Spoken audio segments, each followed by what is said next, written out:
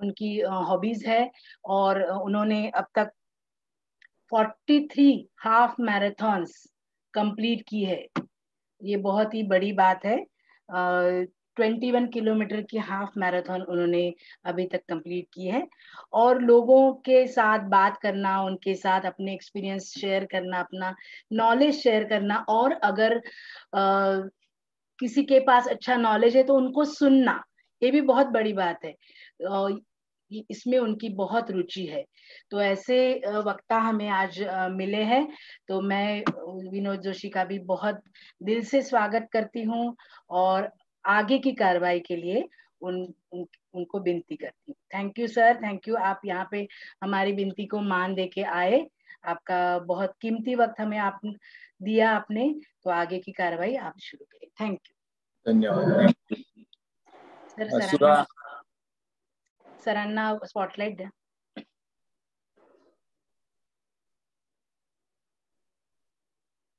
सुरा सेवित पाद पंकजा करे विराजित कमनीय पुस्तका विदेश्च पत्नी कमलासन प्रिया सरस्वती नृत्य तु वाची में सदा। तो ये जो है, ये माँ सरस्वती को प्रार्थना है कि आप सभी ने जो मेरे ऊपर विश्वास दिखाया है, तो आगे 1-1.5 घंटे के लिए मेरा एज ए इंस्ट्रूमेंट इस्तेमाल करें और आपकी जो भी कुछ अपेक्षा है वो पूरी करें। मैं केवल एक निमित्त मात्र हूँ। वो जो भी कुछ मुझे दे रही है, मैं आपके पास आप तक पहुंचाने की कोशिश कर रहा हूँ। ज्येष्ठ योग शिक्षक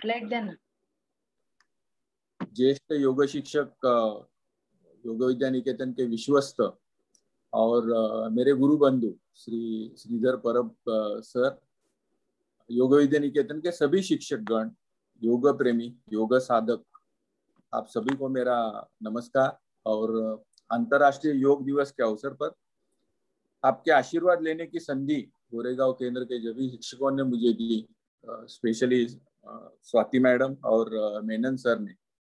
इसलिए मैं उन कृतज्ञता प्रकट करता हूँ। मैं उनका बहुत बहुत आभारी हूँ। और आप सभी के स्वास्थ्यपूर्ण योग जीवन के लिए मैं परमेश्वर के पास प्रार्थना करता हूँ। मित्रों, जून महीने का तीसरा रविवार, यानी कि जो कल ही हो गया, अंतरराष्ट्रीय स्तर पे पितृदिन करके मनाया जाता है, द फादर्स डे। तो कल ही हमने पितृदिन मनाया, फादर्स डे मनाया। और आज अंतरराष्ट्रीय योग दिन के अवसर पर जो विषय चुना गया है, पंचकोश, ये संकल्पना भी एक पिता पुत्र के संवाद से शुरू होती है।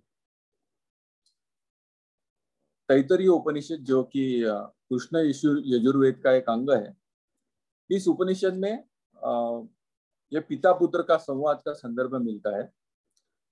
एक तेजस्वी पुत्र भृगु अपने विद्वान पिता वरुण ऋषि से कुछ पूछता है और एक इच्छा प्रदर्शित करता है। उसकी जो भी कुछ जिज्ञासा है कि ब्रह्म के प्रति मुझे ज्ञान लेने की इच्छा हो रही है, मेरी जिज्ञासा है कि ब्रह्म क्या है, वो जानने की मुझे इच्छा है।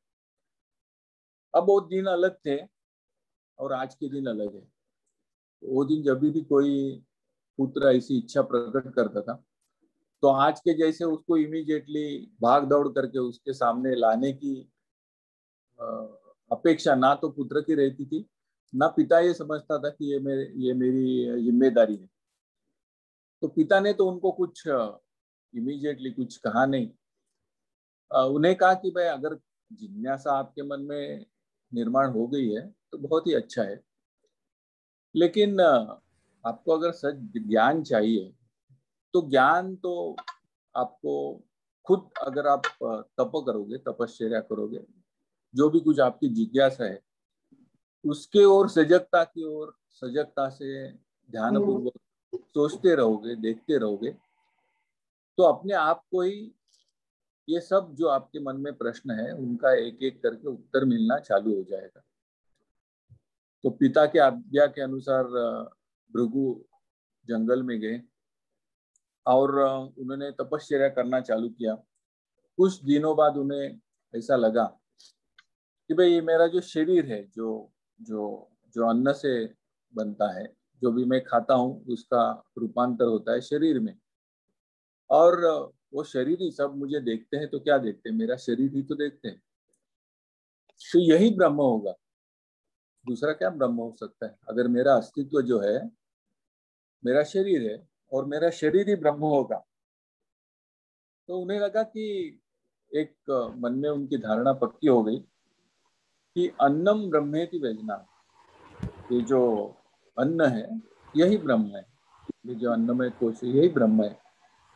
और वो वापस आए, पिताजी को बोले कि भाई बस अभी मुझे पता चल गया, मेरी जिज्ञासा पूरी हो गई और मुझे पता चल गया कि भाई अन्न है वही अपना, वही ब्रह्म है, और मुझे ब्रह्म स्वरूप की जानकारी हो गई।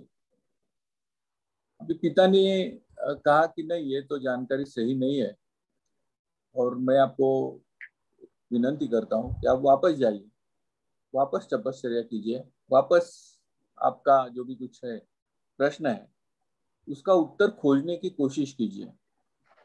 वो पिता के अध्याय अनुसार वापस जंगल गए, वापस उन्होंने तपश्चर्या चालू की, और हर बार ऐसा होता रहा, यानी कि वो वापस गए, कुछ ना कुछ उनको मिला। दूसरी बार जब वो वापस आए तो पिता को कहा कि भाई नहीं, केवल शरीर ही नहीं, लेकिन मुझे समझ गया प्राण भी बहुत आवश्यक है हॅलो और प्राण ही ब्रह्म हो सकता है। हॅलो, जरा तो मोठ्याने बोलाल का? जरा मोठ्याने बोलाल, आवाज पूर्ण ऐकू येत नाही, स्पष्ट नाही ऐकू येत. पर मैं प्रयत्न करतो। हाँ, हा, ओके. उन्होंने कहा कि दूसरी बार जब भी उन्होंने तपस्या की तो उनको समझ गया, या उनको जानकारी हो गई कि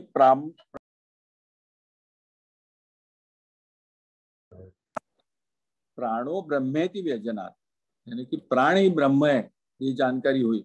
वापस आए, वापस पिता ने कहा कि नहीं भाई, ये भी पूरी जानकारी नहीं है, तो आप ये जो भी कुछ प्रक्रिया है, ध्यान की प्रक्रिया, अपने जो भी प्रश्न है उनके उत्तर खोजने की प्रक्रिया, ये जो है ये वापस आप चालू रखिए। और वापस गए, और ये ऐसा 3-4 बार हो गया। हर बार उन्हें अलग अलग उत्तर मिलते गए। तो जैसा कहा कि पहले समझ गया था कि भाई अन्न ही ब्रह्म है, दूसरे बार उनको पता चला, या उनको एक जानकारी हुई कि भाई प्राण ही ब्रह्म है, तीसरे बार जब भी गए तो समझ गया कि भाई मन ही ब्रह्म है। वापस चौथे बार गए तभी बोले कि विज्ञान ही ब्रह्म है। 5वें बार गए तभी उनको साक्षात्कार होगा भाई कि आनंद ही ब्रह्म है, अपनी जो जो मूल अवस्था है वो आनंदमय है, उसमें कुछ दुख नहीं है, कुछ सुख नहीं है, बराबर है। ये पूरा आनंद की ओर, आनंद से ही भरा हुआ है, जो जिसको हम कहते हैं ब्लिसफुल स्टेट, केवल आनंद ही, दूसरा और कुछ है ही नहीं, बराबर। और हमें इस पर्टिकुलर स्टेट का अनुभव लेना बहुत डिफिकल्ट है, क्योंकि हमने अपने खुद के चित्त को, अपने खुद के विचारों को इतना पोल्यूट कर दिया है कि ये स्थिति का अनुभव लेना हमें बहुत डिफिकल्ट होता है। लेकिन एक जरूर है कि अगर हम भृगु जैसे ही कुछ आपस में मिलजुल के कुछ बातें करें, कुछ सजगता से दूसरी ओर देखें, तो हमें पता चलता है कि भाई जो भी नवजात बालक है वो लगभग इसी अवस्था के नजदीक रहता है। उसको ना तो किसकी भ्रांत है, सचमुच वो आनंदमय स्थिति में ही रहता है। और अगर हम लोग उस स्थिति में वापस जाने का प्रयास करें, तो यही जो जर्नी है, आज के जो भी कुछ हमारी स्थिति है, और लगातार योगाभ्यास करने के बाद हमें फाइनली एक पर्टिकुलर एक अवस्था पे जाना है, जहां मैं ऐसा नहीं कहता हूँ कि जीवन के सभी दुख नष्ट हो जाएंगे, लेकिन दुखों के प्रति अपनी जो दृष्टि है, वो दृष्टिकोण में बदलाव आएगा। और ये दृष्टिकोण में जो जब भी बदलाव आता है तभी जीवन में बहुत बड़ा परिवर्तन होता है। वो खाली बदलाव नहीं होता है, परिवर्तन होता है। बदलाव टेम्पररी फेज है, कई दिनों के लिए बदलाव रहता है, फिर वापस अपनी अपनी अपनी जो इच्छा है जिसको हम लोग दबा के रखते हैं, वापस उन्हीं के रास्ते पे हमें चलने की एक इच्छा होती है। और बदलाव जो है परमानेंट होता है, यानी कि वापस कहते हैं ना कि भाई एक बार वो रास्ते पे चले गए तो भाई आपको ऐसा लगता है कि ये रास्ता छोड़ने में कुछ मतलब ही नहीं है। तो इस रास्ते पे चलने का एक मार्ग है। ये मार्ग एक्चुअली ये पंचकोश की संकल्पना से हमें दिखाई दे सकता है, और इसलिए शायद गोरेगांव जो भी शिक्षक गण है उन्होंने ये विषय को चुना होगा। हमें भी एक ध्यान में रखना चाहिए कि ये ज्ञान पाने की जो प्रक्रिया है ये हमें समझ लेनी चाहिए, और इसी तरह से अपना अपना प्रयास हमेशा होना चाहिए। अभी हमने सुबह सुबह ही हर दफा हमारे योग वर्ग का जो प्रारंभ होता है एक प्रार्थना के साथ होता है। अभी इसमें क्या सीखने जैसा है? हर रोज तो हम वही प्रार्थना करते हैं, बराबर है, तो उसमें सीखने जैसा क्या है? तो कई बार क्या होता है, ये मेरा ऐसा एक अनुभव है, मैं आपको बोलता हूँ, उसे टीका टिप्पणी नहीं करता हूँ, मेरा खुद की भी जो भी कुछ मन की अवस्था है वही आपसे कहता हूँ। आप शायद उससे काफी ऊंचे आध्यात्मिक स्तर पे होगी। तो मुझे ऐसा लगता है कि जो भी कुछ हम प्रार्थना करते हैं या जो भी कुछ क्लास की शुरुआत करने के लिए अपनी जो मानसिक स्थिति जो सबसे इम्पोर्टेंट है, वो मानसिक स्थिति में जाने के लिए, मन को शांत करने के लिए जो है ये एक प्रयास रहता है।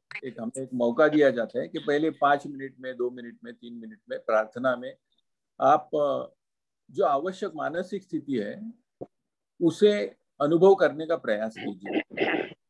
लेकिन होता है क्या, ज्यादा करके हमारी ये जो प्रार्थना है ये एक रिचुअल जैसा हो जाता है, बराबर। तो असल में उसकी अपेक्षा क्या है? एक चीज ध्यान में रखिए, जब भी ये प्रार्थना में अपना मन जुड़ जाता है, अपना स्पिरिट उठ जाता है, तो हर एक जो रिचुअल हम लोग करते हैं वो स्पिरिचुअल हो जाता है, और वही तो योगाभ्यास का अपना उद्देश्य है। तो अपने मन को हर एक जो भी कुछ योगाभ्यास है उसके साथ जुड़ना। सर का तो कहना है कि भाई जो भी आप आसन करते हो हर एक आसन शवासन जैसा है, यानी कि आप पहले कुछ समय वो आसन का जो भी कुछ आकृति बंध है, शारीरिक आकृति बंध है, शारीरिक आकृति बंध में जाने का प्रयास करते हो। एक बार वो आकृति बंध हो गया तो आपकी जो शारीरिक जो भी कुछ अवस्था है वो स्थिर रहने चाहिए, और उसमें जो भी कुछ आपको सुख मिल रहा है उस सुख का आप अनुभव लेना, बराबर। अभी कई बार ऐसा होता है कि जब भी हम लोग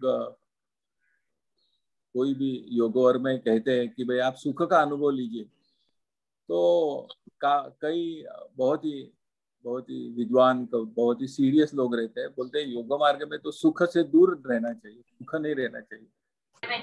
तो मेरी ये धारणा है कि भाई योग मार्ग जो है वो आपको कार्य करने के लिए प्रवृत्त करता है।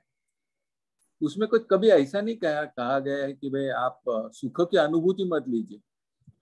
वो मेरी ऐसी धारणा है कि उसका जो उद्देश्य है, उसका जो मार्गदर्शन है वो है कि भाई आप सुख के प्रति जरूर सजग रहिए, सुख का जरूर अनुभव लीजिए, क्योंकि वो आपके जीवन का एक हिस्सा है। लेकिन जब आप सुख के प्रति आकर्षित हो जाके उसका मन में बहुत अच्छा एक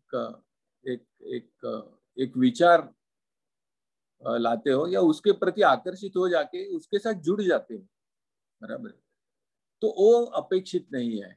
क्योंकि पतंजलि ऋषि ने भी कहा है कि सुखानुशही रागा, ये राग शब्द का मतलब जो अपेक्षित है योग सूत्र में वो है अटैचमेंट। हो क्या जाता है कि हमें जब भी सुख का अनुभव होता है हम लोग उसके प्रति आकर्षित हो जाते हैं, और हमें ऐसा लगता है कि ये सुख का अनुभव हमें ज्यादा समय मिलना चाहिए, बार बार मिलना चाहिए। और वो तो होता नहीं है, क्योंकि जीवन में केवल सुख तो नहीं रहता है अपने, कभी बार दुख भी आना चाहिए, नहीं तो सुख का जो भी कुछ इम्पोर्टेंस है वो अपने को पता ही नहीं चलेगा। तो एक परमात्मा ने ऐसी पूरी एक सिस्टम बना दी है कि कई बार दुख भी आता है, कई बार सुख भी आता है, तभी तो अपने को मालूम होता है कि भाई सुख का इम्पोर्टेंस क्या है। तो ये सुख का अनुभव लेना गलत नहीं है, लेकिन सुख के प्रति आकृष्ट हो जाना, सुख में ही जुड़ जाना और वारंवार उसका ही अनुभव लेना चाहिए, उसके उसके उससे अटैचमेंट डेवलप करना। इससे होता है क्या, वो तो होने वाला है नहीं कि मैं अपने को पूरी जिंदगी में कंटिन्यूस सुख मिलने वाला नहीं है। तो नहीं मिला, सुख नहीं मिला, तो सुख के साथ तो अपनी अपेक्षा जुड़ गई है, तो अपेक्षा भंग का दुख हो जाता है। और इसलिए पतंजलि कहते हैं कि भाई सुख लेने में कोई वांदा नहीं है, सुख लेने में कोई कोई दिक्कत नहीं है, लेकिन सुख के प्रति एक एक ऐसा मत सोच रखिए कि हर बार मुझे केवल सुख ही रहे, कि मेरी अपेक्षा केवल सुख की है। नहीं तो आपको अपेक्षा भंग का दुख भी हो जाएगा। और अगर दुख भी आया तो भी समझ लीजिए कि भाई ये भी एक मेरा जीवन का हिस्सा है। बिकॉज पतंजलि मुझे कहते हैं दुखानुशयी द्वेषा, यानी कि जब भी दुख आता है तो हम लोग उसका द्वेष करते हैं। दुख का कारण कुछ भी होगा, हो सकता है कि आपको किसी ने कुछ बातें कह दी, आपको किसी ने फंसाया, तो उसके प्रति अगर समझो हम लोग द्वेष रखते हैं तो एक रिश्ते में कुछ कटुता आती है। और वो कटुता से उसका जीवन में क्या होता है अपने पता नहीं, लेकिन अपने जीवन में तो बहुत उसका कुछ गहरा असर होता है। और अपने जीवन में वो दुख जो है बारंबार अपने को अपने मन में आते रहते हैं। और जीवन की जो भी कुछ जीवन में काफी बुरा बदलाव आता है, मैं कहता हूँ अच्छा बदलाव नहीं, बुरा बदलाव आता है। ये जो सब चीजें हैं, ये जो सब अपनी जो मूल धारणा है जो पतंजलि सूत्र में कहा है कि भाई योगा चित्तवृत्ति निरोधा, और जब भी आपका चित्तवृत्ति का निरोध नहीं होता है तो आप दूसरे अपने अपने खुद का स्वरूप नहीं जानने की वजह से, जो आपका सच स्वरूप है, आनंद स्वरूप है, वो नहीं जानने की वजह से आप कुछ अलग ही करते रहते हो। और ये क्यों होता है, तो ये इसका उत्तर हमें पंचकोश भावना में कि अपना ये जो मूल स्वरूप है, ये मूल स्वरूप अपने को अलग अलग आवरणों में ढका हुआ है। और ये जो आवरण है, ये इसमें जो कहे गए हैं, ये अपना पंचकोश की संकल्पना में, वो उनको एक 5 नाम दिए गए हैं। और वो कहते हैं कि भाई एक जो बाहरी हिस्सा है, जो बाहरी आवरण, उसको अन्नमय कोश कहते हैं। उसके और थोड़े आप भीतर जाए, उसके और अंदर चले गए तो दूसरा जो आवरण है उसको प्राणमय कोश कहते हैं। और अंदर है उसको मनोमय कोश रहते हैं। और अंदर है जिसको विज्ञानमय कोश कहते हैं। और भी अंदर है उसको आनंदमय कहते हैं। और उसके अंदर ये एक्चुअली आत्मा स्वरूप है।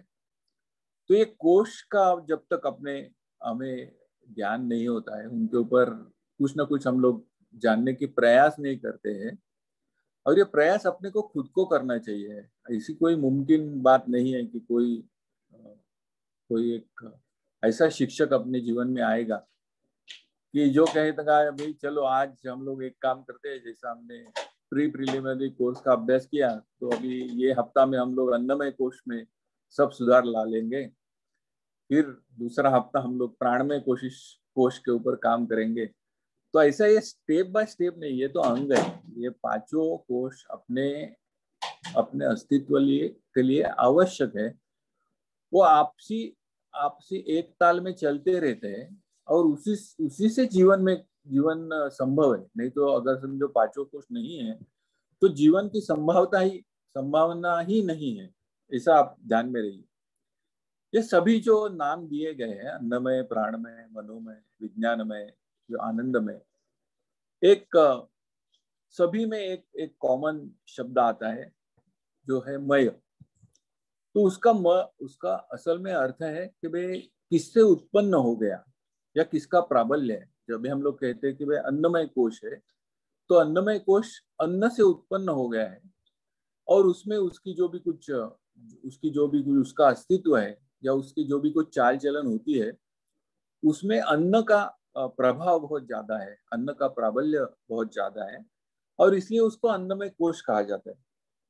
यह मय शब्द हमें जीवन में काफी बार सुनने को मिला है। महाभारत में भी एक संकल्पना आती है कि एक मय सभा जो कौरवों ने बनाई थी पांडवों को भ्रमित करने के लिए, एक मय सभा बनाई थी।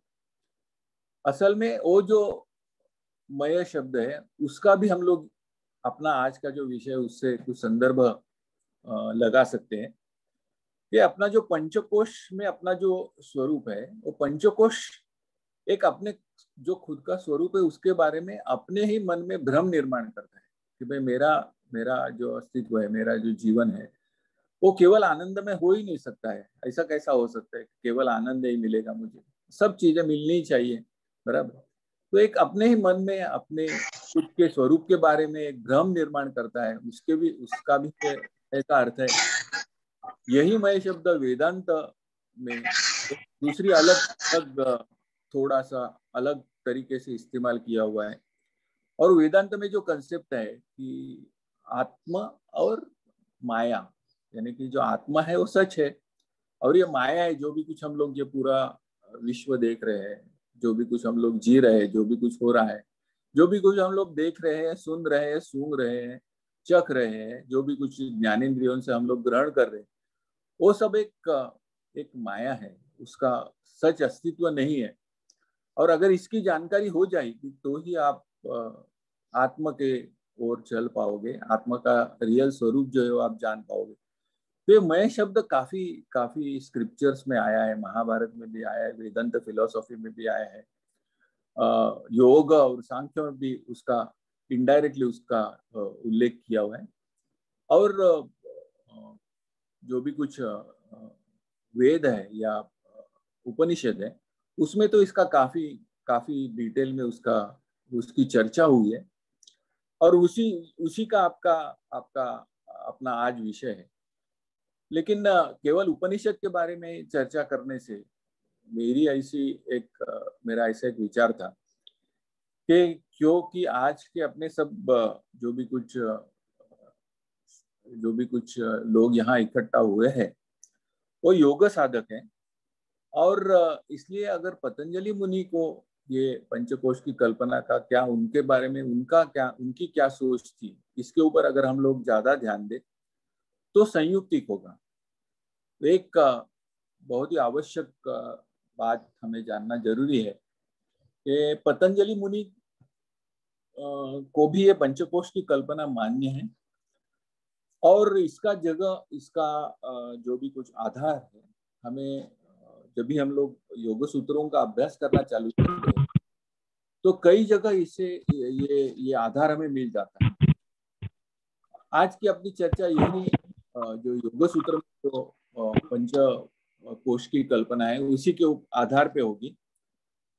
पंचकोश की कल्पना योग सूत्र में एक आपस में तालमेल रख के आपस में संपूर्णतः सहयोग करने वाले 5 देह के रूप में आती है। सूक्ष्मता में इन 5 देहों में काफी अंतर है, यानी कि कई या पहला जो कोश है, यानी कि अन्नमय कोश हम लोग कहते हैं, वो तो काफी स्थूल है। आज किसी भी पहले ही ये अपनी चर्चा शुरू होने के पहले ही स्वाति मैडम ने कुछ मेरा परिचय दिया।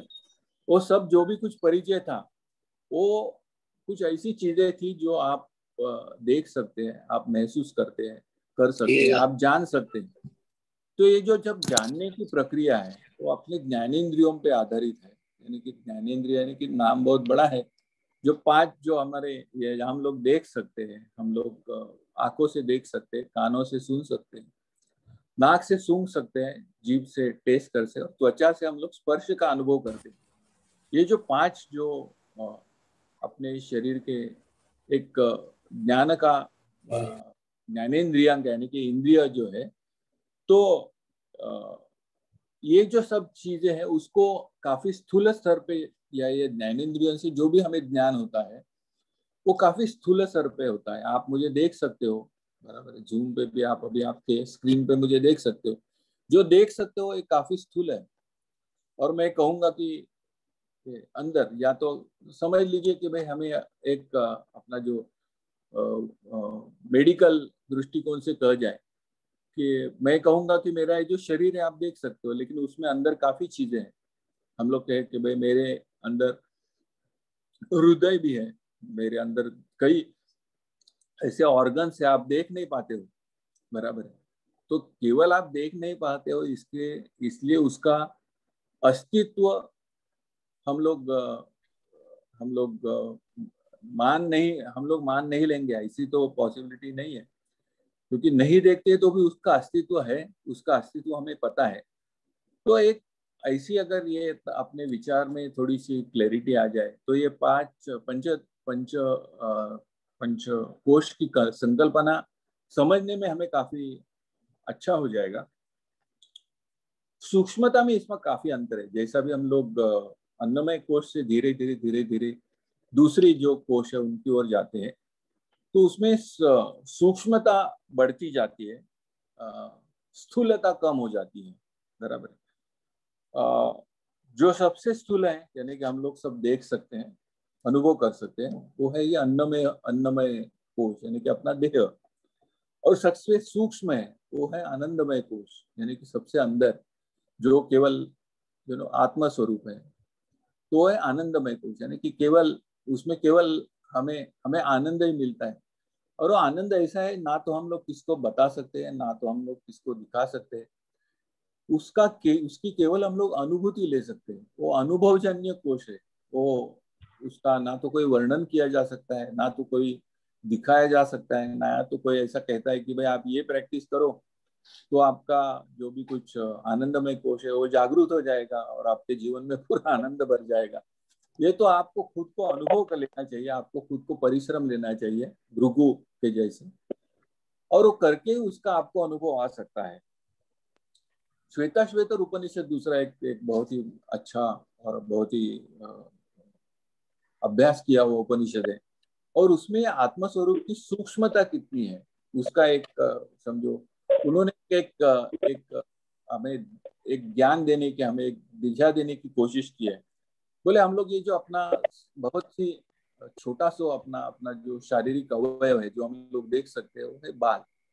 ये बाल को समझो, हमने एक बाल का छोटा टुकड़ा लिया, और वो टुकड़े से समझो हम लोग एक टुकड़ा जो छोटा बाल का है वो बाल के 10,000 टुकड़े किए, एक बाल के 10,000 टुकड़े किए, यानी कि मैथमेटिक्स में हम लोग कहने की कोशिश किए तो 1/10,000 of a dimension of our hair, बाल का एक 10,000वां हिस्सा, यानी कि वो कितना सूक्ष्म होगा। तो ये तो केवल एक अपने को एक जानकारी देने के लिए कहा गया है। तो बहुत ही सूक्ष्म है, इतना जानना हमें अगर जानकारी होगी कि बहुत ही सूक्ष्म है तो भी काफी है।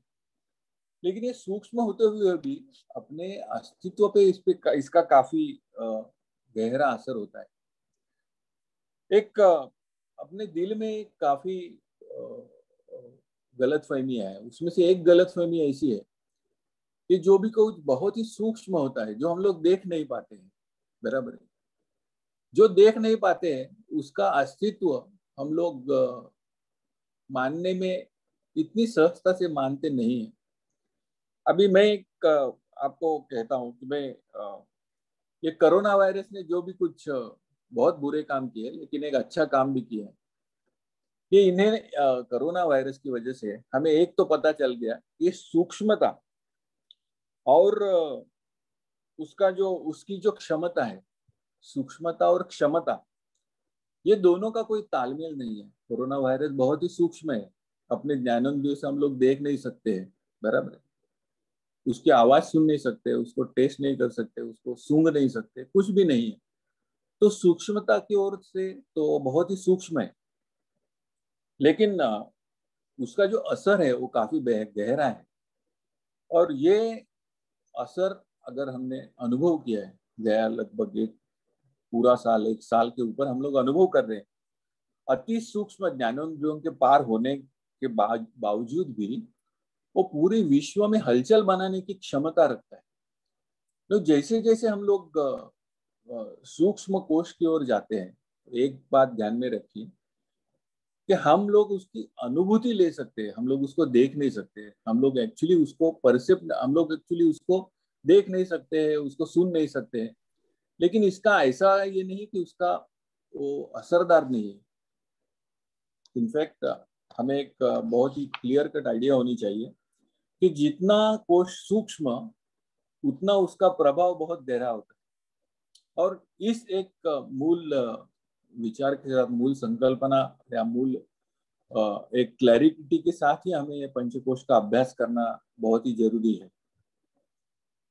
पतंजलि सूत्रों का और एक विशेष उल्लेख आवश्यक है कि वो उन्होंने ये जो भी कुछ 5 कोश है, उन्होंने पतंजलि मुनि ने उनको एक 5 शरीरों में बांटा है। यानी कि हमें लगता है कि हमें एक शरीर है, पतंजलि सूत्रों में हमें एक जानकारी होती है कि भाई ये एक शरीर नहीं है, एक शरीर में अलग अलग रहने वाले 5 शरीर है। और एक बहुत ही आश्चर्यजनक, बहुत ही महत्वपूर्ण बात योग सूत्रों से हमें एक जानकारी मिलती है। ये पंचकोशों का पंच महाभूतों से बहुत ही गहरा संबंध सूचित किया हुआ है। और ये बहुत ही महत्वपूर्ण बात है, क्योंकि ये पंचमहाभूत और उनका गहरा संबंध पंचकोश से और अपना जो भी कुछ फिजिकल बॉडी है, देह से, जिसके प्रति हमें बहुत ही लगाव है, तो इस संकल्पना ही मूल आधार है निसर्गोपचार का और योगोपचार पद्धति का। जैसे कि हम लोग कहें कि भाई अन्नमय कोश है, वो पृथ्वी से संबंधित है, सबसे स्थूल अवस्था है। प्राणमय कोश है, वो शरीरांतर्गत ऊर्जा से संबंधित है, शक्ति से संबंधित है, एनर्जी से संबंधित है। आज हमें पता है कि कुछ भी हमें कार्य करना है तो उसको कुछ ना कुछ शक्ति की जरूरत है। ऐसा तो कभी होता ही नहीं कि कुछ भी हमें कार्य, वो शारीरिक कार्य हो या मानसिक कार्य हो, उसमें कुछ ना कुछ तो ऊर्जा की जरूरत है। और ये जो ऊर्जा का स्रोत अपने शरीर में जो चल रहा है, ये जो पूरा शरीर में ऊर्जा का संतुलन बना हुआ है, वो संतुलन बनाने का कार्य मनोमय कोश करता है, प्राणमय कोश करता है। मनोमय कोश जल के प्रवाह के भांति है, यानी कि नदी का जो प्रवाहित जल है, अखंड प्रवाहित है, सदा गतिमान है, गतिशील है। अपना मन भी ऐसा ही है, मन कभी एक जगह स्थिर नहीं रहता है, बराबर। आज एक क्षण के पहले मेरे मन में जो भी कुछ विचार थे, वो विचार अब पुराने हो गए, बहुत पुराने हो गए, क्योंकि उसके पीछे, उसके आगे मेरे और 10 विचार खड़े हैं, एक के बाद एक के बाद दूसरा, और अखंड प्रवाहित है। इनफैक्ट इतने प्रवाहित है कि भाई जैसी बाढ़ आने वाली आई हुई नदी हो, केवल एक शांत नदी नहीं, लेकिन बाढ़ आई हुई नदी, इस तरह से। इसलिए मनोमय कोश केवल एक नदी जैसा है। विज्ञानमय कोश वायु से संबंधित है, लगभग अदृश्य, लेकिन फिर भी है। आप नहीं कह सकते कि वायु नहीं है। जब भी आप लोग प्राणधारणा का अभ्यास करते हो, तो पहले आप केवल प्राण का जो भी कुछ आप सांस ले रहे हो, सांस छोड़ रहे हो, उसको काउंटिंग करते हो। और वो काउंटिंग होने के बाद फिर हमें धीरे धीरे पता चलता है कि भाई और हमें अंदर जाना है, तो हम लोग जो श्वास के स्पर्श होता है नथुनियों को, उसके प्रति ध्यान देते हैं और भी अंदर जाते हैं। और जब भी सांस लेते हैं तो उसका एक सुखद गर्म अनुभव में हमें मिलता है। जब सभी सांस छोड़ते हैं तो भी थोड़ा वो एक गर्म है, जब भी अंदर लेते हैं तभी वो ठंडा है। और जो सॉफ्ट पैलेट है अपना अंदर, उसी में उसका अनुभव लेने की कोशिश करते हैं। तो जो आनंदमय कोश है, वो तो आपकी अगर अनुभव करने की इच्छा होती हो, अगर आपकी इच्छा है, तो उसकी शुरुआत ही होती है श्रद्धा से। पतंजलि में श्रद्धा को बहुत ही अच्छा, बहुत ही महत्वपूर्ण दिया है। और श्रद्धा के बिना कुछ होता नहीं है। और जो भी कोई उन्होंने एक बाधाएं है योग मार्ग के ऊपर, जो अंतराय कहे, उसमें एक संशय कहा है कि अगर आपको संशय हर एक चीज पे है तो आप तरक्की नहीं कर सकते। तो आपको इस पंचमहाभूतात्मक या पंचकोश हुए जो भी कुछ अपना अस्तित्व है, उसके ऊपर विश्वास करना होगा। और वो विश्वास के साथ ही अखंड प्रयास करना होगा। ये मेय के योग वार्ता में निमालकर गुरुजी का एक बहुत ही अच्छी कहानी आई है अब्राहम लिंकन की, कि उन्होंने एक बिल्ली के बच्चे को बचाया। और उनको जब भी पूछा गया कि भाई आपने ये क्यों किया, तो कहते हैं कि ये तो मैं केवल मेरे एक सेल्फिश इंटरेस्ट के लिए किया, खुद के लिए किया। अगर आप थोड़ा सा इसमें अगर ये पंचकोश के साथ जुड़ेंगे तो आपको समझ जाएगा कि वे उन्होंने किया सेल्फ यानी कि सेल्फिश जो है वो सेल्फ से बहुत नजदीक है। हमने कहते कि भाई हम लोग खुद के लिए करते हैं या सेल्फिश मोटिव से करते हैं, तो सेल्फिश मोटिव से आपको कुछ ना कुछ तो आनंद मिलता है। वो आनंद जो है, एक बार आपने आनंद ले लिया तो आप जो भी कुछ एक अच्छी चीज करते हो उसका आपके आपके चित्त में एक संस्कार होता है। और जब भी आपको ये वारंवार ये संस्कार हो जाता है तो आकृष्ट होता है, जैसा भी है, जैसा किसी को कोई भी एक एडिक्शन लग जाता है या किसी को एक बुरी आदतें लग जाती है, वैसी ही अपनी चित्त की इतनी इनफाइनेट पॉसिबिलिटी है कि अच्छी आदतें भी लग सकती है। अभी एक अच्छा काम करने से अगर समझो आपको कुछ भी आनंद का अनुभव आया, या तो इवन वो गुरुजी ने जो स्टोरी कही है या कथा कही, उसने कहा है कि अगर मैं ये बात नहीं करता तो मुझे नींद नहीं आती, और अगर मेरी नींद नहीं आती तो मेरा खुद की वो तकलीफ है, इसलिए मैंने ये किया। तो अगर आप धीरे से या आप खुद भी अगर थोड़ा सोचने की कोशिश करेंगे, तो ये जो सेल्फिश वर्ड जो है, जो कथा में सेल्फिश वर्ड आता है, तो उसमें वो और सेल्फ का बहुत गहरा संबंध है। मैं कहता हूँ अगर आप खुद के लिए करते हो तो खुद का और खुदा का बहुत अच्छा संबंध है, बहुत गहरा संबंध है। तो जो भी चीजें आप करते हो, जो खुद के आनंद के लिए करते हो, अगर वो चीजें बार बार करते रहो, बार बार करते रहो, तो एक चित्त को, एक आपके मन को, या आपका जो भी कुछ जीवन है उसमें आपको एक बदलाव महसूस होगा। आप उसके प्रति आकर्षित हो जाएंगे और तभी आपका जो भी कुछ है ये मार्ग पे आगे प्रोग्रेस चालू हो जाएगी। नहीं, जब भी हम लोग पंचकोश का चर्चा करते हैं, दो चीजों का स्पष्टीकरण देना मैं बहुत ही आवश्यक समझता हूँ। एक तो पहला तो है कि ये जो भी कुछ अपने भारतीय तत्वज्ञान में जो तत्वज्ञान का आधार है, उसको हम लोग करते हैं षड दर्शन, दर्शन कहते हैं, बराबर है। दर्शन का मतलब है कि भाई जो भी कुछ अपने साक्षात्कारी ऋषि मुनि हो गए, उनका जो भी अनुभव था, उनके जो भी कुछ विचार थे, कुछ भी अपने जीवन के बारे में, वो उनके विचार उन्होंने शब्दबद्ध किए हैं और वो हमारे सामने रखा है। उसमें कोई जुल्म जबरदस्ती नहीं है कि भाई ये मानना ही होगा, ये मेरी भावना है। और इसी ओर से अगर समझो, या इसी भावना से अगर हम लोग पतंजलि सूत्रों का भी अभ्यास करते हैं, तो हमें मालूम हो जाता है कि भाई पतंजलि ऋषि ने भी ऐसा नहीं कहा है कि भाई ये अष्टांग योग में पहले जो अंग है यम और नियम, वो आप पहले पूरे कर दीजिए, पूरा अभ्यास कर दीजिए, उसका पूरा जीवन अगर आपका ये पहला एक यम लीजिए कि भाई अहिंसा, अगर आप पूरी पूरी पूरी तरह से अहिंसा का अपने जीवन में लाया है तो ही आप आगे चल के योगाभ्यास कीजिए, ऐसा उन्होंने नहीं कहा है। उन्होंने केवल क्रम के बारे में भी नहीं कहा है, वो जैसे आपकी इच्छा है तभी कीजिए, लेकिन ये आठ आठ अंग है योग के, आप उसको अनुसरते जाइए और अपने आप बदलाव आते जाए। उन्होंने जो मार्ग भी दिखाया उसके बारे में भी वो बहुत आग्रही नहीं है। ऐसा नहीं कि जो मैं कहता हूँ मान लीजिए और उसी मार्ग पे चलिए। वो कहते हैं एक अच्छा पिता के नाते, अच्छे अच्छे पिता के जैसे उन्होंने कहा है कि भाई आपकी जैसी भावना है, आप जैसी आपकी आप आपको जैसा जो अच्छा लगता है वो कीजिए। या तो आप अभ्यास और वैराग्य के साथ आपका आपका आगे का जो भी कुछ है मार्गक्रमण कीजिए। अगर आपको उसमें रुचि नहीं है, आपको लगता है कि ये मेरे लिए इतना इतना इतना ठीक नहीं लग रहा है, तो आप ईश्वर प्रणिधान कीजिए। अगर वो भी अच्छा नहीं लगता है, आप अष्टांग योग कीजिए। इवन आपको अगर ध्यान भी करना है तो उनका ऐसा आग्रह ही नहीं है कि भाई आप एक ही या ओंकार ही लीजिए और उसी के ऊपर आधार पे ध्यान कीजिए। वो कहते हैं आपको जो भी मन में इच्छा है, यथा अभिमत ध्यानाद्वा, आपके रुचि अनुसार, आपकी इच्छा अनुसार आप कुछ भी एक चीज लीजिए, एक विचार लीजिए, एक वस्तु लीजिए और उसी के ऊपर आप ध्यान दीजिए। मतलब यह है कि आपके मन में जो भी कुछ असंख्य विचार आ रहे हैं, तो अनेक विचार जो है वो अनेक विचारों से एक ही विचार की ओर आपका एक मार्गक्रमण तो चालू कीजिए। अभी जब भी हम लोग काफी अभ्यास करना चालू करते हैं, तो पतंजलि मुनि ने कहा है कि भाई ये 5 कोश है, ये 5 देह है। अभी बुद्ध कहते हैं कि ये तो 7 देह है, क्योंकि उन्होंने मनोमय कोश जो है उसको 2 अंगों में बांटा है। उन्होंने कहा है कि एक जो है वासना कोश है, जो हम लोग पूरी पूरी जो भी हम लोग कर रहे हैं वो हर एक विचार के साथ कुछ ना कुछ एक वासना जुड़ी जाती है, जो अपने चित्त में हमेशा स्टोर हो जाती है। और दूसरा मनोमय कोश है। आनंदमय कोश भी उन्होंने दो अलग अलग हिस्सों में बांटा है, आनंदमय है और निर्वाण कोश है।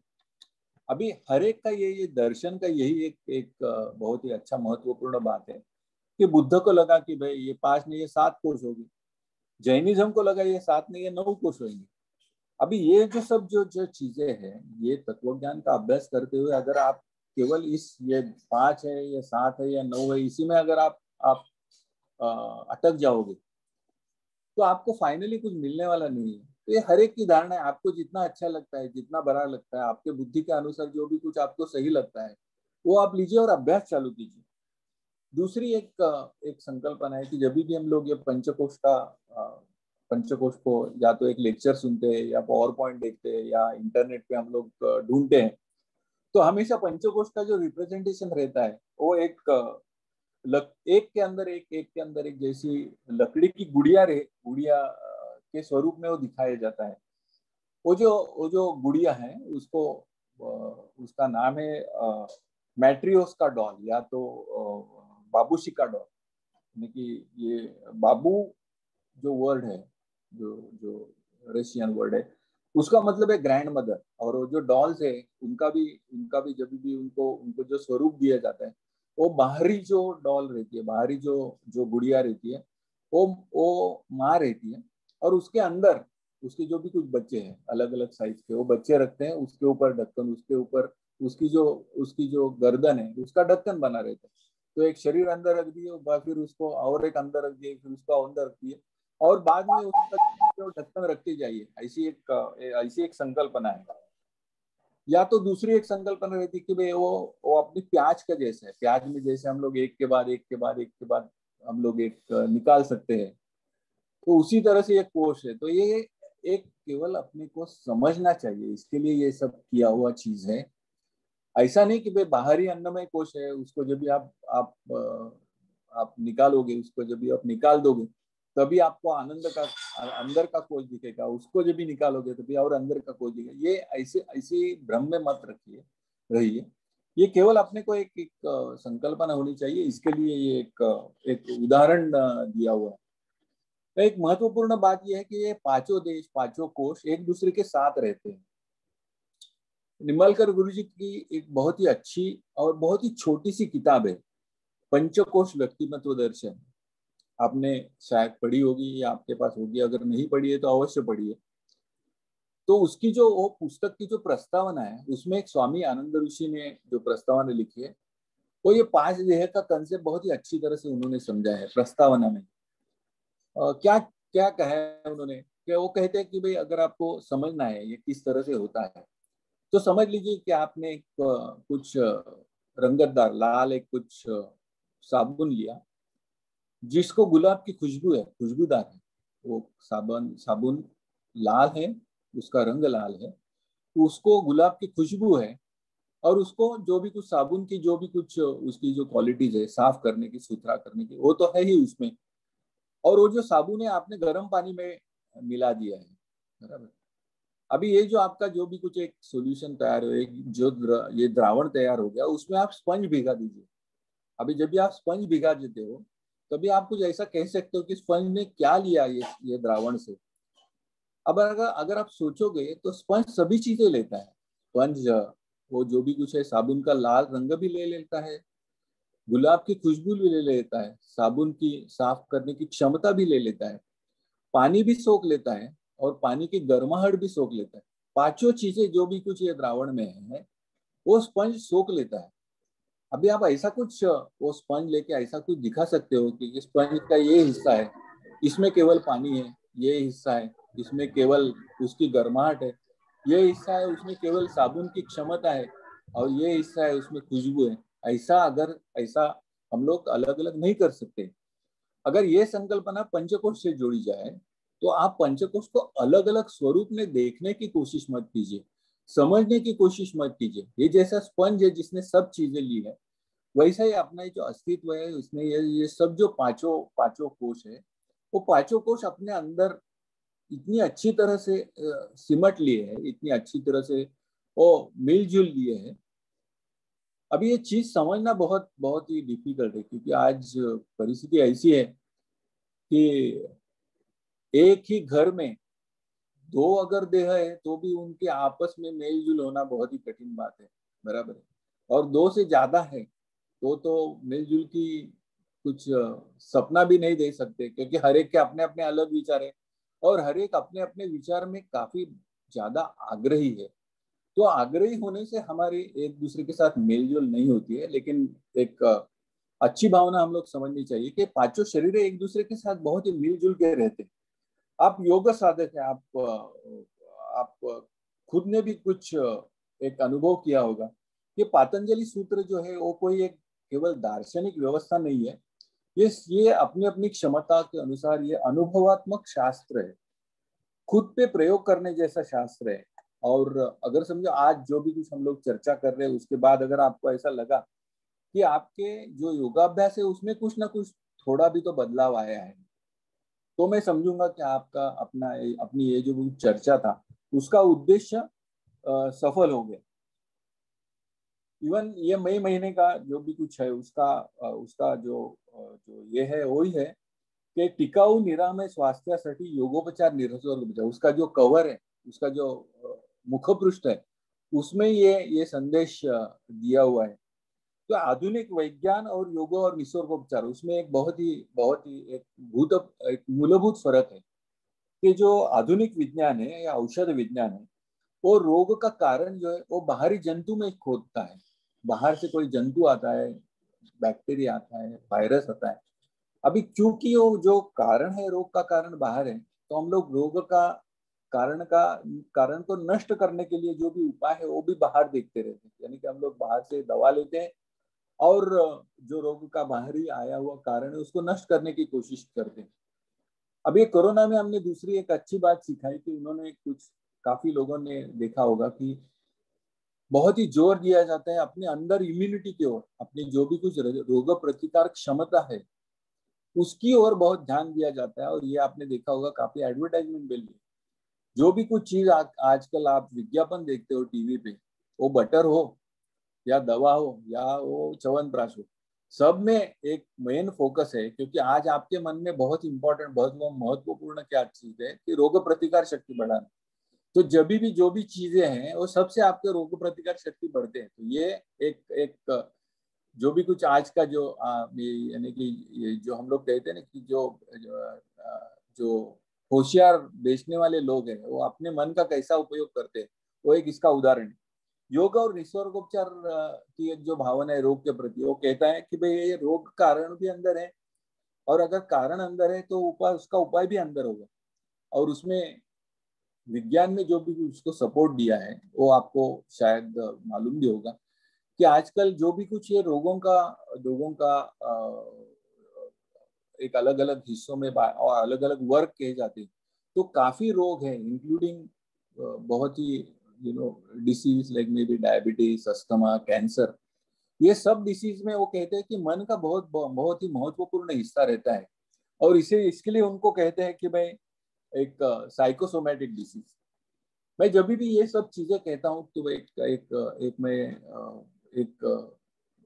क्लेरिफिकेशन देना बहुत ही आवश्यक है कि मैं आधुनिक विज्ञान या आधुनिक योगोपचार पद्धति, आधुनिक औषध विज्ञान के ऊपर कुछ टीका नहीं कर रहा हूँ।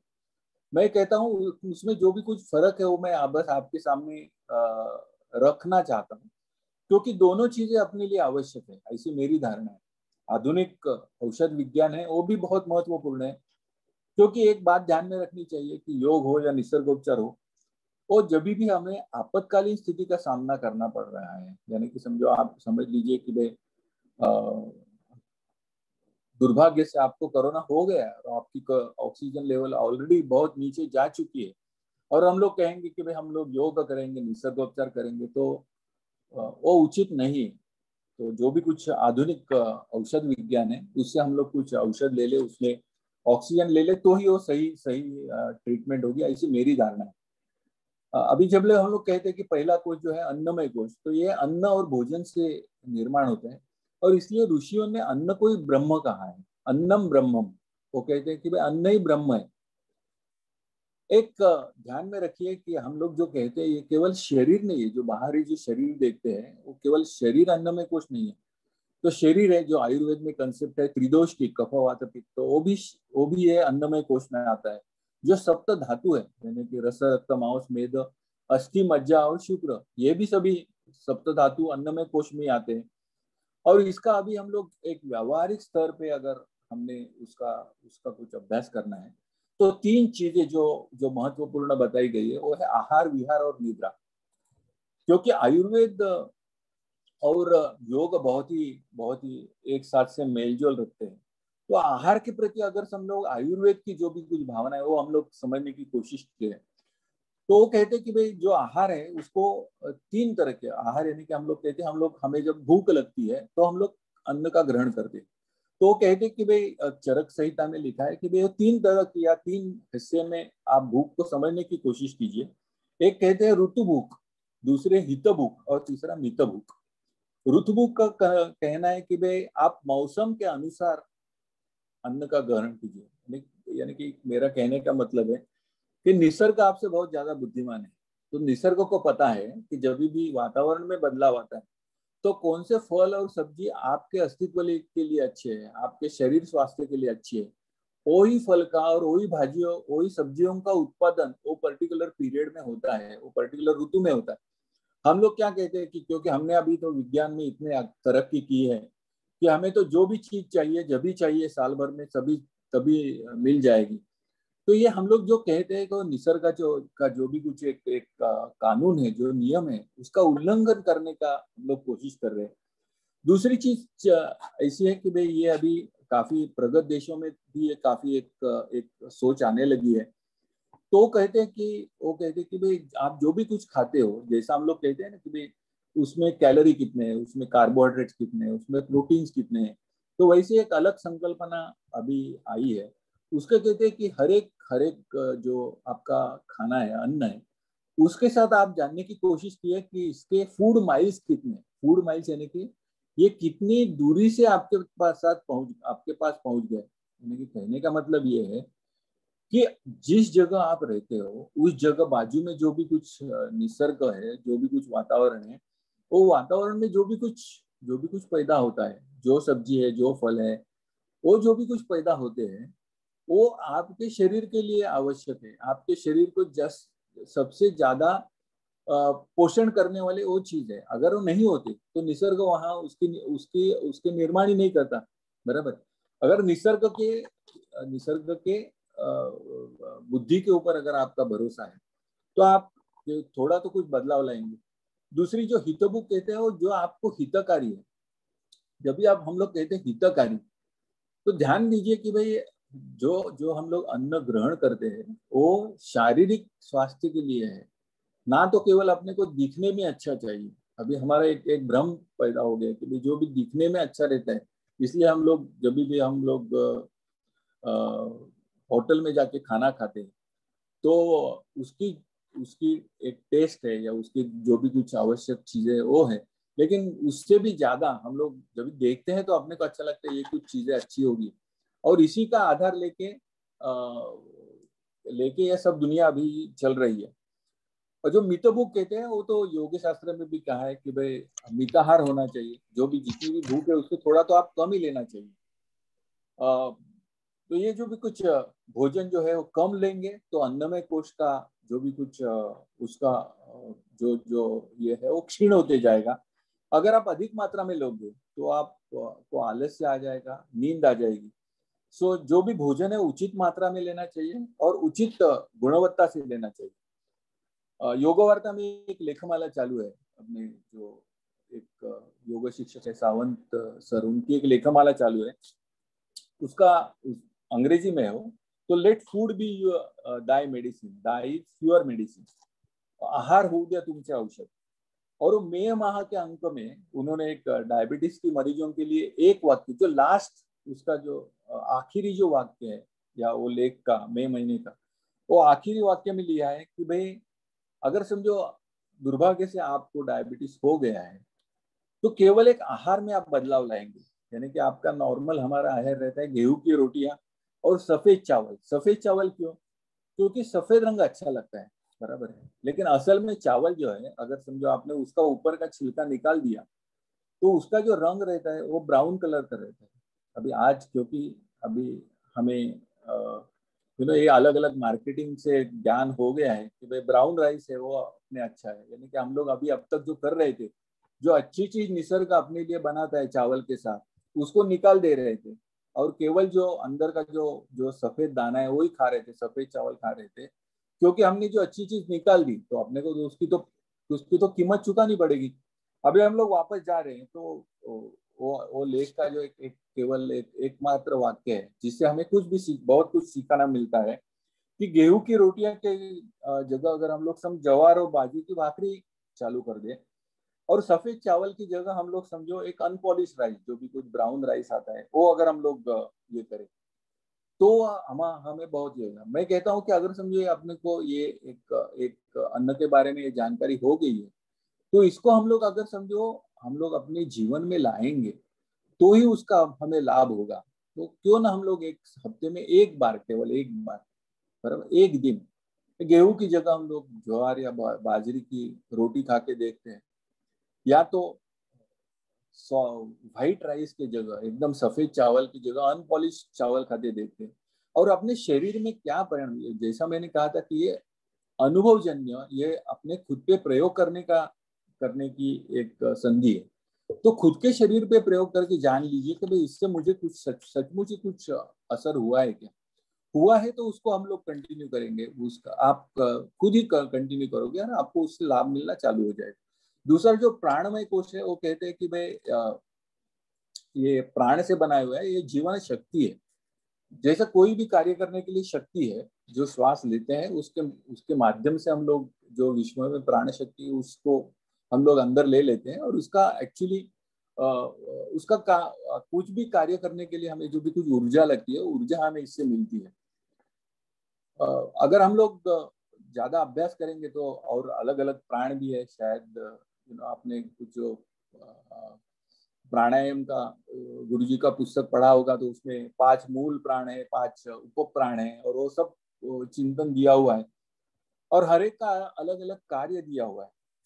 तो जैसा अभी इसमें एक चीज आपको हमें जानना बहुत जरूरी है कि क्योंकि ये सूक्ष्म है, शायद आपको ये देखना मुश्किल होगा, लेकिन मैं कहता हूँ कि जैसा विज्ञान प्रगति कर रहा है, विज्ञान भी धीरे धीरे धीरे ये आत्मज्ञान की ओर ही चल रहा है। और उसका एक उदाहरण देने की मैं कोशिश करूंगा कि जैसा हम लोग अपने शरीर का फोटो निकालते थे, हम लोग एक चित्रण करते, फोटो निकालते, वैसा ही एक प्राणमय कोश का भी फोटो निकालने की एक अद्भुत किमया अभी विज्ञान ने की है, जिसको हम लोग कहते हैं केरलियन फोटोग्राफी। यानी कि आपकी जो भी कुछ प्राणमय कोश है उसमें किस तरह से अभी बदलाव आए हैं, या किस तरह से उसमें क्या स्थिति है उसकी। और एक बात हमें ध्यान में रखना जरूर चाहिए कि योग की एक मूलभूत भावना है कि जब भी हम लोग व्याधि कहते तो व्याधि का जो मूल है वो अपने मन में है। मनोमय कोश में व्याधि निर्माण होती है, तो बाद में वो प्राणमय कोश में जाती है, आपके सांस प्रश्वास में आपको कुछ भी प्रॉब्लम आना चालू होता है, और बाद में वो अन्नमय कोश में आती है, यानी कि आपके शरीर में वो दिखती है। तभी हम लोग उस पर एक्शन कर लेना चालू करते हैं। अगर समझो हम लोग ये अभी तकनीक जो खोज ली है कि भाई प्राणमय कोश की हम लोग फोटो नहीं खींचे और वहीं अपने को मालूम हो जाए कि भाई इस तरह से अपने यहाँ एक दोष उत्पन्न हो गए, और हम लोग जैसे कहते हैं कि भाई योग एक प्रिवेंटिव साइंस है, बराबर है, और ये रोग होना नहीं चाहिए, इसके लिए ये साइंस है। तो अगर हम लोग इसलिए हम लोग जो भी कुछ प्राणायाम का अभ्यास करते हैं तो उसका उद्देश्य यही है कि अगर समझो कुछ ना कुछ व्याधि की निर्माण हो रहा है या होने की संभावना है तो उसे उसी स्टेज में उसमें कुछ ना कुछ उसमें बदलाव लाया जाए, उसमें जो भी कुछ करेक्शन लाना चाहिए, उसमें जो भी कुछ बदलाव लाना चाहिए कि जिससे उसके अपने व्याधि हो ही नहीं जाए। ध्यान लीजिए कि बच्चे जो सांस लेते हैं वो बहुत ही स्वाभाविक है और इसलिए ऊर्जा से भरपूर है। तो बच्चों को आप वेरी केयरफुली ऑब्जर्व कर दीजिए, और अगर आपको खुद को अगर अनुभव करना है तो आप देख लीजिए कि जब भी आपकी बहुत भयभीत स्थिति है, आपको तनाव आता है, तो तनाव जब भी आता है तभी भी आपको सांस का जो भी कुछ सांस का लेने का जो जो जो गति है वो बदलाव आता है, उसमें बदलाव आता है। और उसका एक ही है, क्योंकि मन में आपके जो भी कुछ विचार है उसमें काफी तनाव है, उसमें काफी चिंता है, और उसकी वजह से आपका सांस प्रश्वास की गति भी बदल हो जाती है। इसलिए हम लोग हमेशा कहते हैं कि भाई अनुलोम विलोम का अगर अभ्यास करेंगे तो आपकी नाड़ी शुद्धि हो जाएगी। ये जो भी कुछ इलेक्ट्रिकल या ये जो भी कुछ ऊर्जा शक्ति है जो पूरी शरीर में फैल रही है, it is like electrical wire. अपने जो भी कुछ वायरिंग है, तो अगर वायर में कुछ भी अगर गलती हो गई है, उसका इंसुलेशन खराब हो गया है, शॉर्ट हो गया है, बराबर, तो ऑब्वियसली हमें प्रॉब्लम आते हैं। तो अगर ये जो भी कुछ ये प्राण शक्ति के जो भी कुछ चैनल्स है उसमें हम लोग ठीक ठाक रखेंगे तो हमें कुछ भी तो तकलीफ नहीं हो जाएगी। तीसरा कोश जो है मनोमय कोश, वो तो मन से बना है। ज्ञानेन्द्रिय जो भी कुछ ग्रहण करते हैं, ज्ञानेन्द्रियों की कैपेसिटी नहीं है जानना। अगर समझो आप मुझे देख रहे हैं तो आंख से केवल देख रहे हैं, लेकिन जो भी कुछ ये अपना तत्व ज्ञान है उसमें कहते कि भाई आंख से देख रहे हैं, लेकिन आंख तो नहीं देख सकता है ना, तो आंख को कौन देखता है? और फिर हम लोग वापस वही जो भी कुछ मूल स्वरूप है, आत्मा स्वरूप है, उसकी ओर हमारी धीरे धीरे अपनी तरक्की चालू हो जाती है। मैं कहता हूँ कि मनोमय कोश सबसे ज्यादा या सबसे महत्वपूर्ण है आज के जीवन में, क्योंकि शारीरिक स्तर पे तो हम लोग काफी ठीक ठाक कर रहे हैं, बराबर। प्राणमय कोश पे भी हमने काफी, जो भी कुछ योग साधक है उन्होंने काफी काम किया है। मनोमय कोश में हम लोग काम नहीं करते, क्योंकि अपनी एक भावना है कि भाई योगाभ्यास जो है वो 1 घंटा योगाभ्यास कर लिया, सुबह गोरेगांव सेंटर में गए, मातृ मंदिर में 1 घंटा अभ्यास किया, तो बस योगाभ्यास हो गया, अभी अपना चालू रहेगा। लेकिन ये जरूरी नहीं है, क्योंकि अगर समझो आपके मन में बदलाव नहीं लाते हो, और दुर्भाग्य की भावना ये है कि जब भी आप के शिक्षक कहते हैं कि आप मन एकाग्र कीजिए, मन में कुछ भी विचार नहीं है, या तो एक ही विचार लाइए कि केवल मैं सांस ले रहा हूँ छोड़ रहा हूँ, तो वो अगर आपके मन में अगर आप अभ्यास नहीं कर रहे हो, बराबर है, तो आपके मन के ऊपर उसका असर नहीं हो रहा है।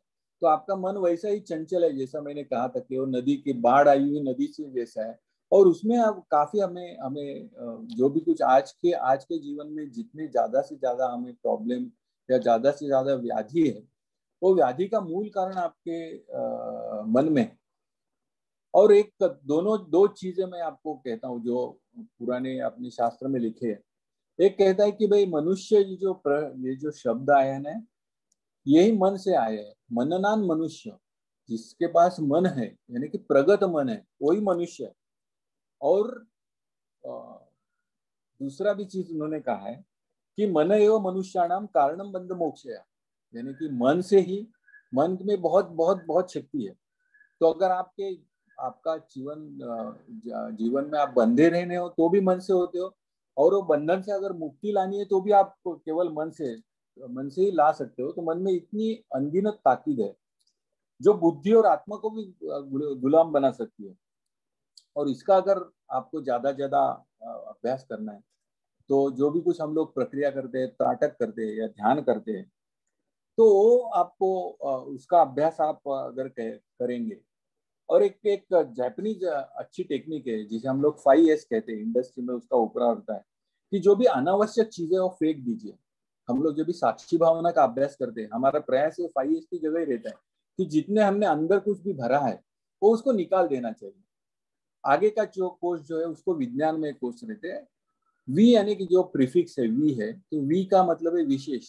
हम लोग ज्ञान लेने की तो हमेशा कोशिश कर रहे हैं, लेकिन ये विशेष ज्ञान है। ये विशेष ज्ञान जो है, ये हम लोग कहते हैं कि जो ये एक इंट्यूशन रहता है, हमें एक अंदरूनी एक अंतरात्मा की आवाज से हमें कई बार सोल्यूशन मिल जाता है। ऐसा जरूरी नहीं है कि भाई हमें उसकी पूर्व जानकारी हो या नहीं हो, लेकिन एक अंदर अपने एक भगवान की दी हुई एक तोहफा है कि अंदर से ही अपने को कई चीजों का पता चलता है।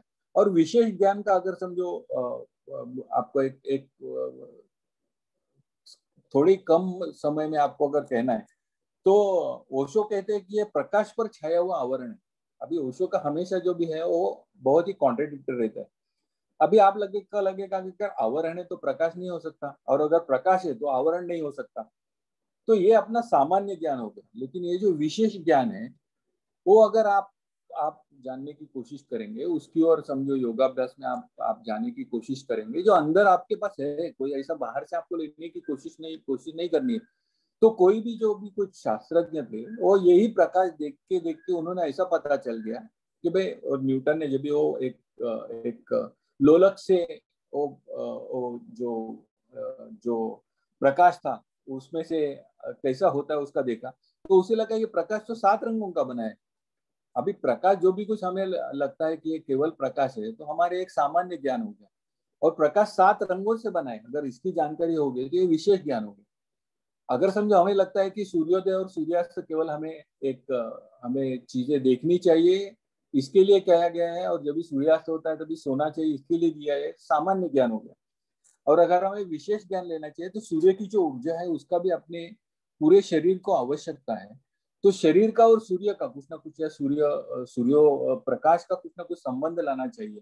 तो अपने खुद को कुछ ना कुछ तो एक्सपोजर होना चाहिए। अगर ज्ञान मिल गया तो आपको जब भी डॉक्टर कहते हैं कि भाई आप कम से कम, अगर आपको डी विटामिन की कमी है, तो या तो केवल गोलियां लेने से या इंजेक्शन लेने से, आप समझो सूर्य प्रकाश में एक केवल आधा घंटा रहे, या तो आप जो भी कुछ चल रहे हो तो केवल आपके जो हाथ है उसमें कुछ ना कुछ कवर न कीजिए, आपके जो पाव है उसमें कवर मत कीजिए, और सूर्य प्रकाश में एक्सपोजर करेंगे कितना समय, पूरे दिन में केवल 15 मिनट आप सूर्य प्रकाश में अगर एक्सपोजर कर दिए, तो अपने आप शरीर में उसका जो भी कुछ आवश्यक विटामिन डी है वो बन जाता है। ये जो है, ये विशेष ज्ञान आपको जब भी होगा, जब भी आप उसका कोशिश करोगे कि भाई पुराने जमाने में क्यों यह नहीं आता था, पुराने जमाने में क्यों डी विटामिन की कमियां नहीं महसूस होती, और आज के जमाने में क्यों है, क्या मेरे में जीवन में ऐसा बदलाव आया है कि जिसकी वजह से हो रहा है। पुराने जमाने में लोग सूर्य प्रकाश में काम करते थे, आजकल हम लोग घर में भी सूर्य प्रकाश को अलाउ नहीं करते हैं, पूरे जगह कर्टन दिए हैं। ऑफिस में जाते तो भी सूर्य प्रकाश को अलाउड नहीं है, पूरे कर्टन दिए हैं, क्योंकि सूर्य प्रकाश अंदर आएगा तो हमें तो एयर कंडीशन चाहिए, हमें तो सुखद वातावरण चाहिए, तो उसकी कंजम्पशन, इलेक्ट्रिसिटी की कंजम्पशन बढ़ जाएगी। तो जितना हो सूर्य प्रकाश को बाहर रखो, भले वो कांच के ऊपर कोटिंग लगाओ, आप पर्दे लगाओ, जैसा भी है। तो ये जो भी कुछ हमने गलतियां की है उसमें उसका एक हमें ज्ञान अगर हो जाए तो ये जीवन में आपके परिवर्तन ला सकता है। और लास्ट का जो आनंदमय कोश है वो तो आत्मबोध है, आत्म जागृति है। इसके बारे में ना तो मैं कह सकता हूँ क्योंकि मुझे अनुभूति नहीं है, ना तो कोई आपको एक कह सकता है। ये तो केवल केवल और केवल एक अनुभूत जन्य ही कोश है, बराबर। जब भी आप इसमें जाते हो तभी आपको एक एक एक एक ज्ञान हो जाएगा कि भाई जागरूक शरीर, जागरूक मन, ये जो भी कुछ है ये केवल उपकरण है, ये एक्चुअली ये आत्मज्ञान के लिए साधन है। तो जब भी हम लोगों को ये जो नीचे ये जो हिस्से है जो स्थूल है, जो सूक्ष्म नहीं है, स्थूल है, उसका जब भी हमें ज्ञान हो जाएगा तभी हमें इसका कुछ हो रहा है। ऐसा आपने देखा भी होगा कि हम लोग जाते हैं समुद्र की ओर, समुद्र के किनारे बैठे और अपने को ऐसा लगता है कि बहुत अच्छा लगता है अगर उसे बैठे, कुछ ना तो हम लोग कुछ काम कर रहे हैं, ना तो कुछ स्पेसिफिक चीजें देख रहे हैं, ना तो मन में कुछ स्वार्थ है, लेकिन हमें अच्छा लगता है। तो वो जो है वो एक हर घड़ी, या वो पर्टिकुलर जो घड़ी में आपको बहुत संतुष्ट लगा, उल्लासित लगा, अभी अगर समझो आप एक घड़ी के लिए संतुष्ट रह सकते हो, एक घड़ी के लिए बहुत ही उल्लसित रह सकते हो, एक घड़ी के लिए उसका अनुभव कर सकते हो, तो क्यों ना हमें पूरी जिंदगी भर का उसका अनुभव हो सके, क्यों ना अपने पूरी जिंदगी में उसका अनुभव ले सके। तो ये एक अनुभवजन्य कोश है। तो अगर जब भी आप ये करते हो तो अभी अपनी जो भी कुछ संवेदनाएं हैं वो अपनी भक्ति योग जैसी हो जाती है, जो विचारणाएं है वो ज्ञान योग जैसी हो जाती है, और जो क्रिया है वो कर्मयोग जैसी होती है, यानी कि कर्म करते लेकिन कर्म फल की अपेक्षा नहीं रहते। योगाभ्यास तो करते हैं, लेकिन मैंने, क्योंकि हमने पश्चिम तानासन किया है, बराबर है, तो मेरी पैनक्रियास अभी बहुत अच्छी तरह से चल जाएगी, ऐसा केवल हम लोग उद्देश्य नहीं रखते। हम लोग कहते हैं कि भाई ओवरऑल, जैसा हमारे सर कहते हैं कि मूलभूत बदलाव क्या आता है वो योगाभ्यास में बहुत ज्यादा इंपॉर्टेंट है, ना तो केवल लोकल इफेक्ट, बराबर है। लोकल इफेक्ट तो एक पर्टिकुलर ऑर्गन पे होगा, लेकिन आमूलाग्र बदलाव जो होगा वो जब भी आपका मन, जब भी आप ये सब कोशों का आपके योगाभ्यास के साथ आप जब ये जोड़ दोगे तभी आपको उसकी अनुभूति होगी। और जब भी ऐसी अनुभूति होगी तो अपने आप में आप आनंदी रहना सीख लोगे। और जब भी आप अपने आप में आनंदी रहना सीख लोगे, जब भी आप पांचों कोश का आपको ज्ञान हो जाएगा, तो ना तो केवल आपको अच्छा लगेगा कि मैं आनंदी हूँ, लेकिन आप दूसरों को प्रकाश बांटना भी चालू हो जाएगा। आपका जो भी कुछ है जीवन का एक अलग भी एक ऑब्जेक्टिव हो जाएगा। तो आपको आज का ये जो भी चर्चा होगी उससे घर लेने के जैसे क्या पॉइंट है, या आपके योगाभ्यास में क्या क्या अपने ध्यान में रहना चाहिए। ना केवल 1 घंटे का योगाभ्यास, लेकिन हम लोग ये भी अन्नमय कोश की जानकारी पाए, तो किस तरह से अन्न हम लोग लेना चाहिए, किस तरह से नहीं लेने का। और ये कोई दूसरा बताने की जरूरत नहीं है, हमें खुद पे अपने ऊपर अभ्यास करना चाहिए, अपना खुद के ऊपर प्रयोग करना चाहिए। यही पतंजलि मुनि कहते हैं। तो पहले तो एक क्या खाना चाहिए, कितना चाहिए, और खाने के समय अपनी मानसिक स्थिति क्या होनी चाहिए। खाने के समय टीवी पे हम लोग कुछ ना कुछ सीरियल देख रहे हैं, और सीरियल में जो भी कुछ दिया है उसका मन के ऊपर अपना अच्छा या बुरा प्रभाव पड़ रहा है, तो वो जरूरी नहीं है। आपका मन भी जो भी कुछ आप खाना खा रहे हैं उसी में उसकी पूरी इन्वॉल्वमेंट होनी चाहिए। नियमित आहार विहार और निद्रा, यही केवल अपने अन्नमय कोश में सुधार लाएगा। प्राणायाम से अपने प्राणमय कोश की जो भी गुणवत्ता है वो सुधर जाएगी, इसलिए प्राणायाम का अभ्यास जरूरी है। मनोमय कोश विकास के लिए अच्छा और सदा अध्ययन करना, अच्छे विचार लाना। बुरे विचार नहीं आएंगे ऐसा मैं नहीं कहता हूँ, केवल ऐसा नहीं कि भाई एक दिन में एकदम सडनली कुछ भी चेंज हो जाएगा, सडनली बदलाव हो जाएगा, आएंगे, लेकिन उनकी ओर जब भी आप ध्यान नहीं देंगे तो अपने आप उसका आना कम हो जाएगा। बराबर है। तो एक प्रयास कीजिए कि ज्यादा करके हम लोग अच्छे विचार ही मन में रखें, और विज्ञान में को जो भी कुछ गतियों में बुद्धियों को जो चुनौती दे रहा है, यानी कि जो भी कुछ समस्या सुलझाने की कोशिश करते हैं। आजकल डॉक्टर भी कहते हैं कि भाई अगर आपको करने जैसा कुछ नहीं है कोरोना काल में, तो भाई कुछ ना कुछ तो आप काम कीजिए कि शब्द कोड है वो लीजिए, या जो भी कुछ छोटे छोटे जो मेंटल गेम्स है वो कीजिए।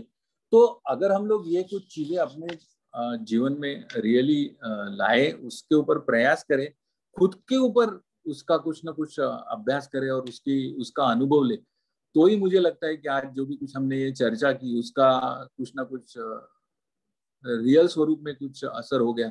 मैं आपको सभी को विनंती करता हूँ कि आप जरूर हमने जो भी कुछ चर्चा की वो अलग अलग स्तर पे उसका कैसा असर हो गया उसके प्रति सजग रहिए, और सभी सभी आपके जो अस्तित्व है उसमें बदलाव लाने की कोशिश करिए। इस शुभकामना के साथ जो भी कुछ कहना था मैं विराम देता हूँ। धन्यवाद। पुनश्च आप सभी का गोरेगांव स्थित सभी योग शिक्षकों का मैं आभार प्रदर्शित करता हूँ। और अगर आपको कुछ भी इसके बारे में ज्यादा जानकारी चाहिए तो आप कभी भी संपर्क कर सकते हैं।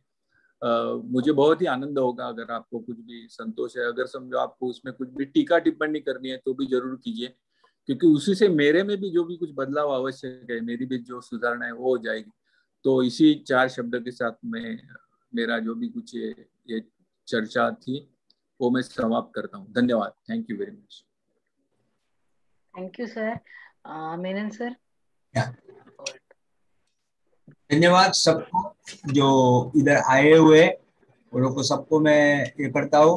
आप जब टाइम निकाल के आज योगा न करते हुए योगा का बदल ध्यान देते हुए विनोद जोशी सर से उनको जो भी है उनका मैं समराइज में करता हूँ कि उन्होंने जो अन्नमय कोश के बारे में कहता है, 1 घंटे तक सिर्फ योगा करने से नहीं होता है, अपना अन्न को ऊपर कंट्रोल रख के, प्राण को ऊपर कंट्रोल रख के, मनोमय कोश के ऊपर को भी ज्यादा ध्यान देना है।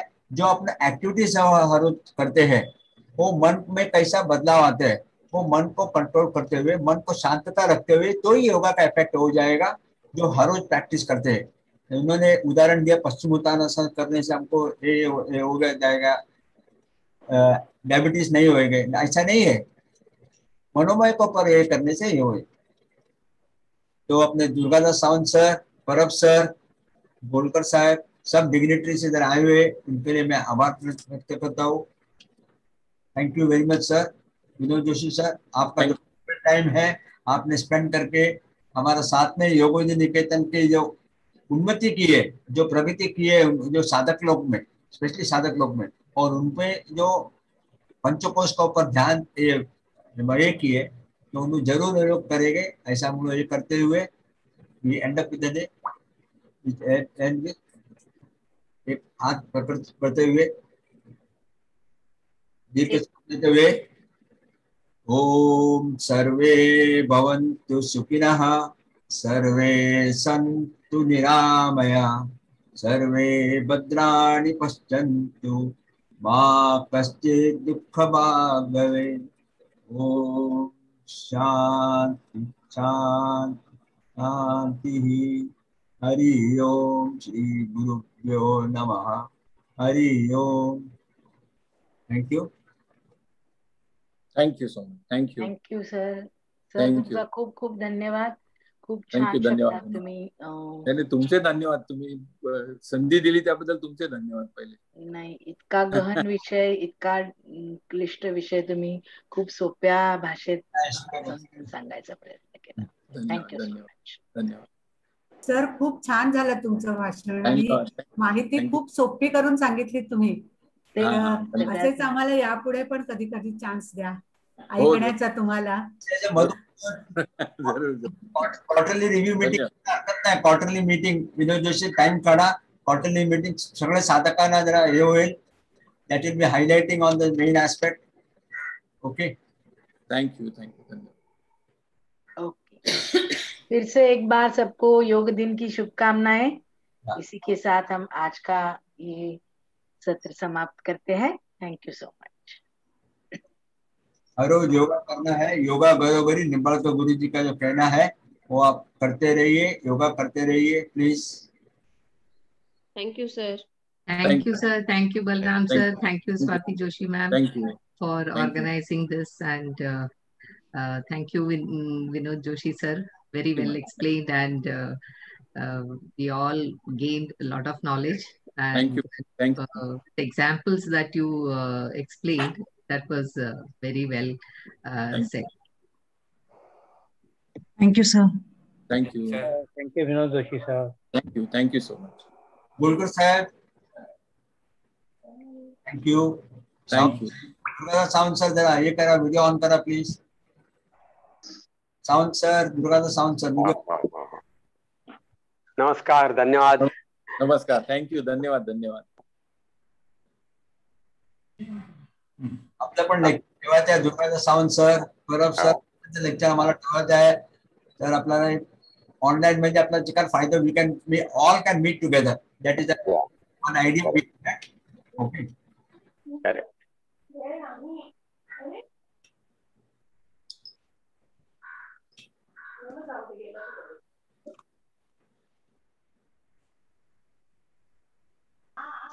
Bye. Okay sir. Okay. Okay. धन्यवाद. Have a nice day. Thank you. Thank you. Sir actually झाले का परब सर? चलो मैं योग करता हूँ. मैंने कहा ना आज सर फ्लेक्सर की है. मैं योग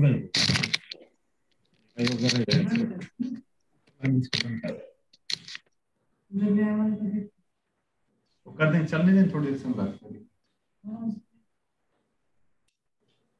Sir, thank you very much, Vinod Joshi.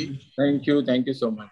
Thank We you. have तुम्ही फार चांगल्या प्रमाणे आपल्याला सर्वांना सांगितलं. थोडं तरी आपल्याला माहित पडलं की पंचकोशाबद्दल, मनमय कोशाबद्दल जे काय होतं ते समजलं. Thank you. Thank you. आणि तो थोडं समजून आनंद झाला. Thank you. काहीतरी समजलं. Thank you so much. Thank you. आणि thank you very much. Thank you, sir.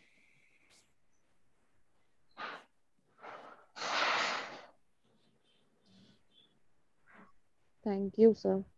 Thank you.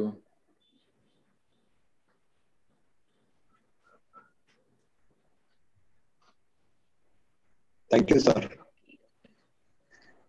We can end this meeting.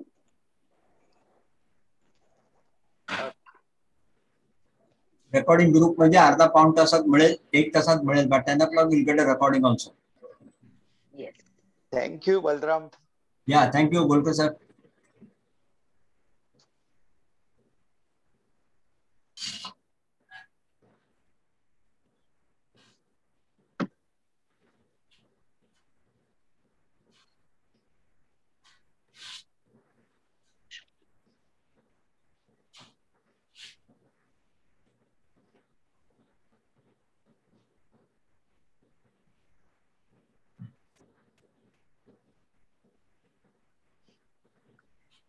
Chalo, we can end up this meeting. Yes, please. Yeah. Yes, thank you. Sorry.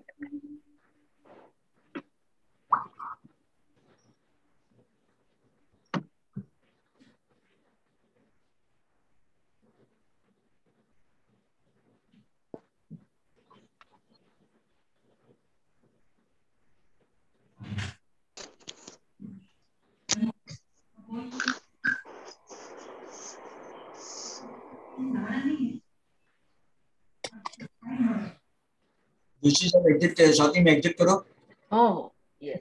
Non कर विवेकर. हाँ Yes.